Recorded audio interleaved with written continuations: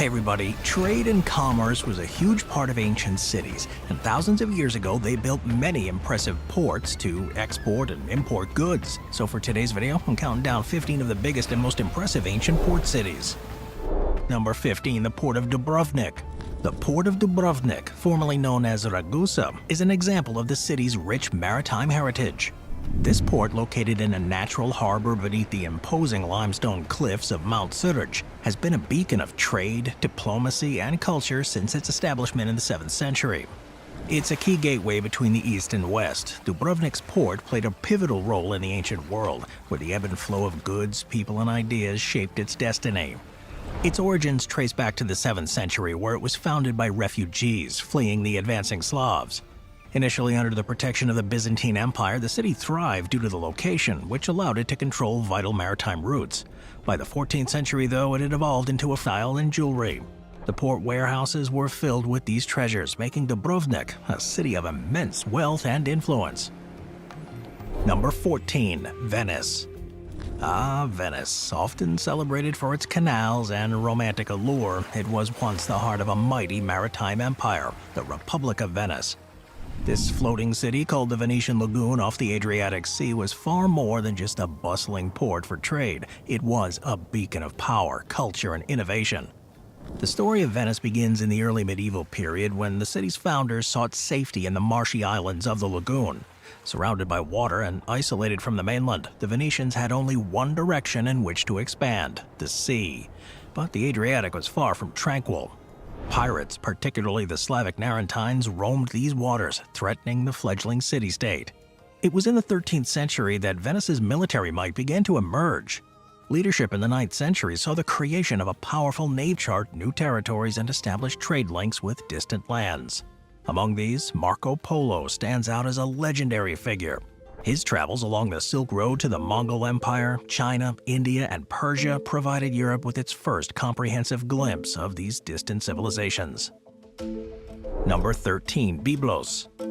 Byblos is one of the oldest continually inhabited cities in the world. It's a place where the ancient world comes alive. It's situated along the coast of the Mediterranean, about 20 miles north of modern-day Beirut, Lebanon. This historic seaport played a pivotal role in the development of trade, culture, and language throughout the ancient world.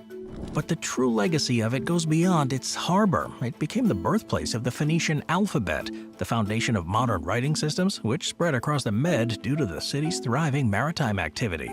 Thanks to its position on the Med, Byblos became a main harbor for the export of cedar wood, a highly prized resource in the ancient world. The cedar not from the cedar trade, but from the development of the Phoenician alphabet, which simplified the complex scripts of other ancient cultures such as Egyptian hieroglyphics and cuneiform.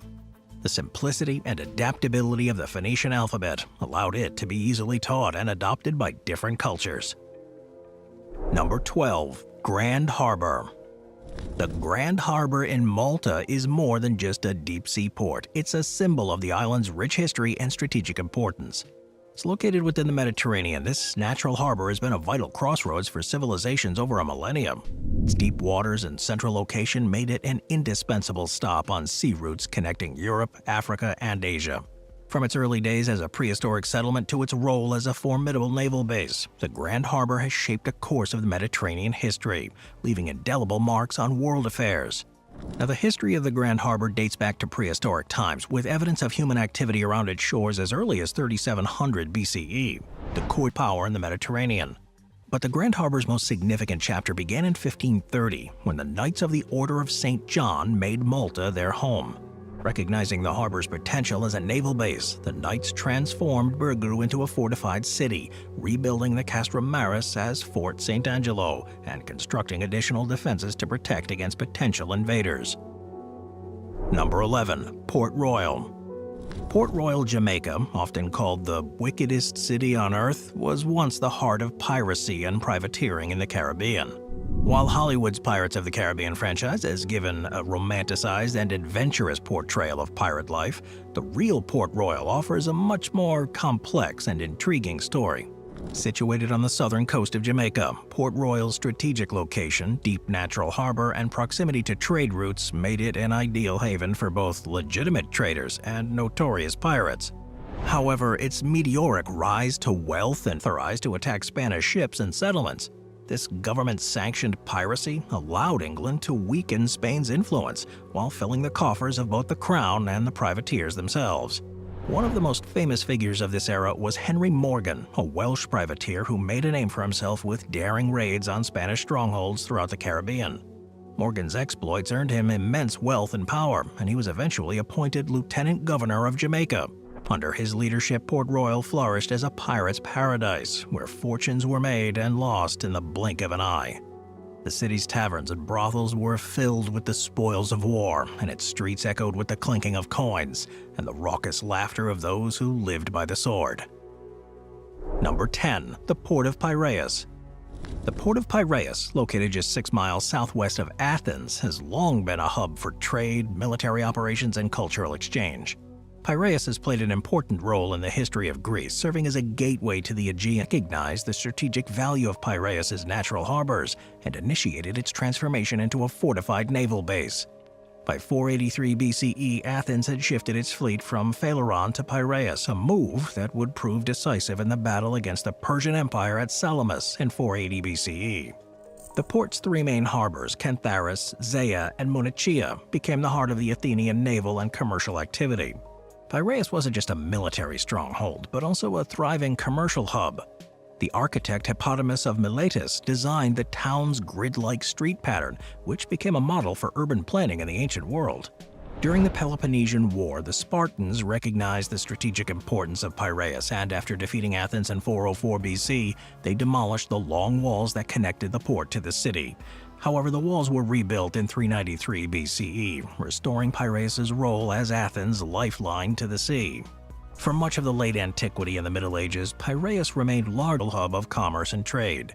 The port's development mirrors the rise of Tianjin itself, which grew from a modest settlement into a bustling center due to its strategic location at the northern terminus of the Grand Canal and its access to the Bohai Sea. The origins of the port of Tianjin can be traced back to the Song dynasty from 960 to 1126, when the area, then known as Senchaku, began to see the first signs of settlement. Situated on the west bank of the Hai River, the settlement grew quickly, joined by larger town of Xigu at the confluence of the Xia and Hai rivers. They became vital ports and a commercial center, handling the storage, transfer, and distribution of grain and other goods from central and southern China. The Ming dynasty, though, marked a turning point for Tianjin. When the national capital was moved from Nanjing to Beijing, Tianjin's importance grew as the main maritime gateway to the new capital. In 1404, the settlement was renamed Tianjinwei, meaning Defense of the Heavenly Ford, and it transformed into a garrison town when European nations, eager to expand their commercial and diplomatic privileges in China, pressed their demands to the Qing government. The treaties of Tianjin, signed during the Second Opium War, authorized the establishment of British and French concessions in the city, which were later followed by concessions to Japan, Germany, Russia, Austria-Hungary, Italy, and Belgium. These foreign enclaves brought both economic growth and tension to Tianjin, and the city became a focal point of international competition and conflict. Number 8. Cadiz. Another one of the oldest continually inhabited cities in Western Europe was founded by the Phoenicians around 1100 BC as a trading post named Gadir. Cadiz has played a pivotal role in the history of Spain and the wider Mediterranean world. Over the centuries, this port city has witnessed the rise and fall of empires, serving as a crucial hub for trade, exploration, and military power.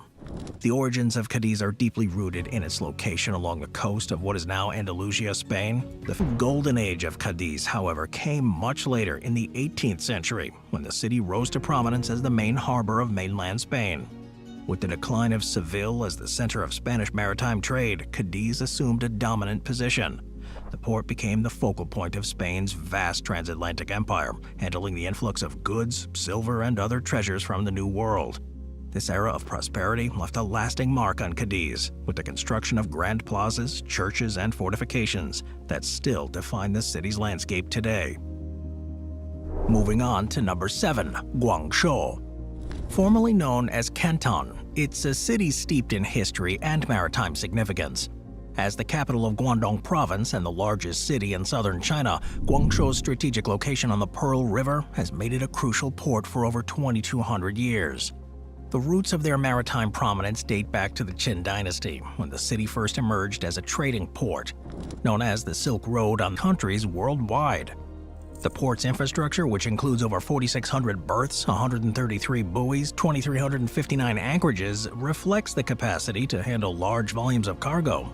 As a comprehensive port, it handles a diverse range of activities including loading and discharging, storage, bonded warehousing, and container cargo services. They facilitate the movement of agricultural, industrial, and manufactured products such as oil, coal, grain, chemical fertilizers, steel, ore, and many more. Guangzhou's economic growth and the increasing demand for international trade have led to a significant rise in cargo volume and ship traffic at the port. In 1999, the port surpassed the annual cargo throughput of 100 million tons, becoming only the second port in mainland China to achieve that milestone. By 2006, the port's annual cargo volume had exceeded 300 million tons, ranking it third among China's coastal ports and fifth among the world's top 10.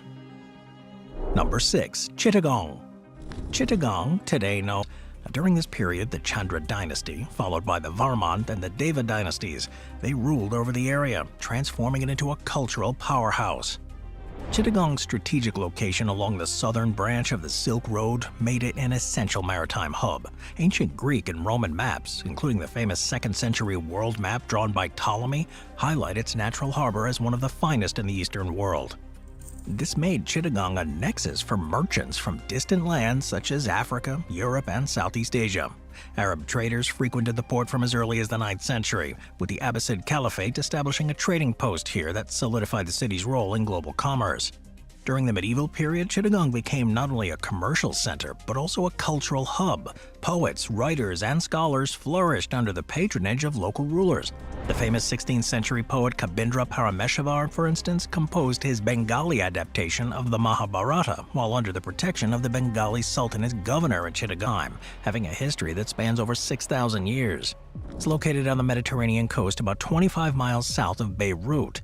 Sidon is the third largest city in Lebanon, with a population of approximately 80,000 within the limits. Their ancient roots, strategic coastal location, and role as a major center for trade have made it a key player in the history of the Mediterranean world. Sidon's prominence began in the Neolithic period around 4000 BCE, and by the early Bronze Age it had become one of the most important city-states in the region. The Phoenicians, as the Greeks, called the people of Sidon and its sister cities like Byblos, were renowned seafarers and traders. They established colonies throughout the Med, forming a thalassocracy or a maritime dominion that connected distant lands. Their earliest inhabitants were the Canaanites, a Semitic people who referred to themselves as the Men of Sidon.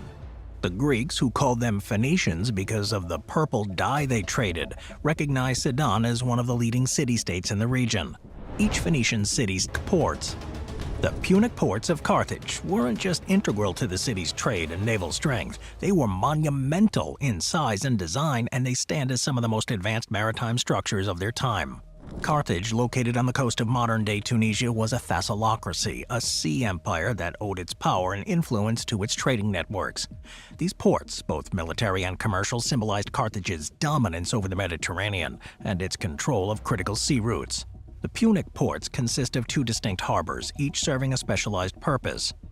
The larger of the two was the Circular Military Port, or Kothon, an engineering marvel measuring roughly 1,300 feet in diameter. This massive basin was designed to house up to 200 warships, each docked in its own sheltered bay. The smaller rectangular commercial port was located adjacent to the military harbor and handled the city's immense trade. The Circular Military Port was the heart of Carthage's naval supremacy. It featured a central island known as the Admiral's Island in and out of Carthage from across the Med, with the commercial ports bustling with activity. Ships from Spain, Sicily, North Africa, and the Levant brought goods such as grains, metals, textiles, and wine. The Sidi Bou Said promontory featured a natural defense, and the surrounding lakes and hills further protected the city from any land-based attacks. However, this growing power provoked some tensions with Rome, especially after Carthage's resurgence following the Second Punic War. The ports were repurposed by the Romans, who recognized their strategic value. Today, only remnants of the once grand ports remain. Number 3. Corinth. Ancient Corinth was one of Greece's largest and most influential city-states, with a population of around 90,000 in 400 BC. Strategically located on the Isthmus of Corinth, it controlled vital land routes between northern and southern Greece. The city's maritime power, however, was equally significant, anchored by its two main ports, raw materials and luxury items. These ports allowed Corinth to exert significant influence across the Med, trading in goods like olive oil, wine, and precious metals. Corinth wasn't only a trading power, but also a naval force too, and the city's wealth was reflected in its monumental architecture and cultural achievements. The city's marketplace, or agora, was a bustling center of commerce enclosed by a massive stoa that extends over 525 feet.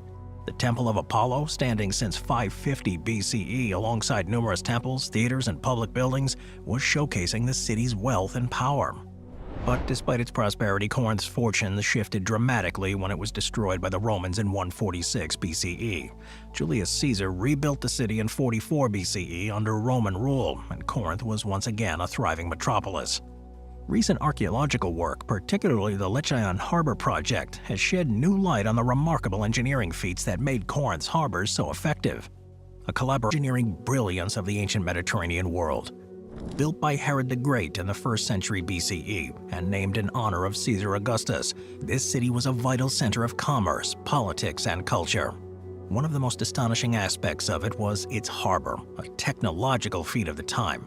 Unlike many ancient ports, which were built within natural bays or protected coves, Herod's engineers constructed Caesarea's harbor entirely in the open sea.